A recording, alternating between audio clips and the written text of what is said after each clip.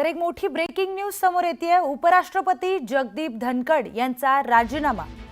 उपराष्ट्रपती पदाचा जगदीप धनखड यांनी राजीनामा दिलेला आहे। आरोग्याच्या कारणास्तव जगदीप धनखड यांनी राजीनामा दिल्याची माहिती समोर येते। तर एक मोठी ब्रेकिंग न्यूज ही समोर येते। उपराष्ट्रपती जगदीप धनखड यांनी राजीनामा दिलाय। तर या संदर्भातील अधिक माहिती जाणून घेऊयात। आपले प्रतिनिधी प्रशांत लीला रामदास थेट दिल्लीतून आपल्यासोबत जोडले गेलेले आहेत। प्रशांत, उपराष्ट्रपतींनी तब्येतीचं कारण देत राजीनामा दिलाय, काय अधिकची माहिती?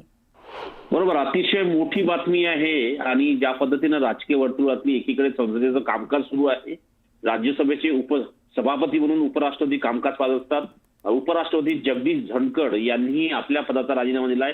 राष्ट्रपती द्रौपदी मुर्मू यांना त्यांनी आपलं पत्र देखील पाठवलं आहे की खास करून जर बघितलं आपण, त्यांनी म्हटलंय की माझ्या आरोग्याच्या दृष्टिकोनातून आणि माझी वैद्यकीय परिस्थिती बघता मी माझ्या पदाचा राजीनामा देत आहे, असं त्यांनी स्पष्ट म्हटलेलं आहे। पण महत्वाचं म्हणजे हा निर्णय त्यांना संसदेचं कामकाज सुरू होण्याच्या पूर्वी देखील घेता आला असता, पण आज संसदेच्या कामकाजाचा पहिला दिवस आहे असं असताना त्यांनी आपल्या पदाचा राजीनामा दिला। याचा अर्थ असा होतो की कुठेतरी काहीतरी राजकारण शिस्त आहे, आता ते बघावं लागेल। पण या संदर्भात हे अत्यंत महत्वाचं आहे की उपराष्ट्रपती जगदीप धनखड यांनी आपल्या पदाचा राजीनामा दिलाय। या घडीची सगळ्यात मोठी बातमी आहे। आपल्याला माहित असेल की संसदेचं कामकाज आजपासून सुरू झालेलं आहे। त्यामध्ये लोकसभा असो राज्यसभा असो, राज्यसभेचे सभापती म्हणून जगदीप धनखड कामकाज करत असतात आणि ज्या पद्धतीनं आज कामकाज पाहायला मिळालंय त्यानंतर मोठा वादंग देखील संसदीय सभागृहात झाला होता।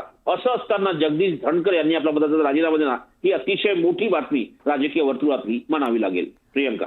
प्रशांत, नक्कीच, पण त्यांनी राजीनामा दिलेला आहे, संसदेचं अधिवेशन सुरू झालंय, मग याचे काय अर्थ निघतात?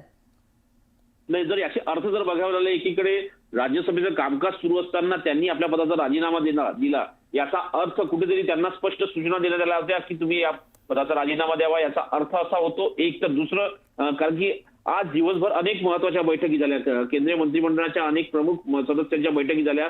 सोबतच पंतप्रधान नरेंद्र मोदींनी एक उच्चस्तरीय मंत्रिमंडळाची बैठक देखील घेतली। उद्या आता केंद्रीय मंत्रिमंडळाची बैठक आहे, त्यापूर्वी आता या उपराष्ट्रपती पदाचा राजीनामा देणे एक अत्यंत मोठी बातमी मानली लागेल। त्यामुळे आता उपराष्ट्रपती पदासाठी केंद्रीय निवडणूक आयोगाच्या वतीनं निवडणुकीचा कार्यक्रम देखील जाहीर होण्याची शक्यता आहे। पण हे अत्यंत महत्वाचं आहे की राजकीय वर्तुळामध्ये जर बघितलं आपण, संसदेचं कामकाज सुरू असताना पहिल्यांदा असं एखाद्या कुठल्या उपराष्ट्रपतींनी राज्यसभेच्या सभापतींनी राजीनामा देण्याची घटना घडलेली आहे। त्यामुळे असं म्हणावं लागेल की यामागे खरंच वैद्यकीय कारण होते की इतरही दुसरे राजकीय कारणे आहेत, ते लवकरच स्पष्ट होईल। पण त्यांनी ज्या पत्रात ज्या पद्धतीने उत्तर राष्ट्रपतींना संबोधून जे पत्र केलेलं आहे त्यामध्ये त्यांनी आपल्या आरोग्याचा मुद्दा उपस्थित केला आहे, वैद्यकीय कारण दिलेली आहे।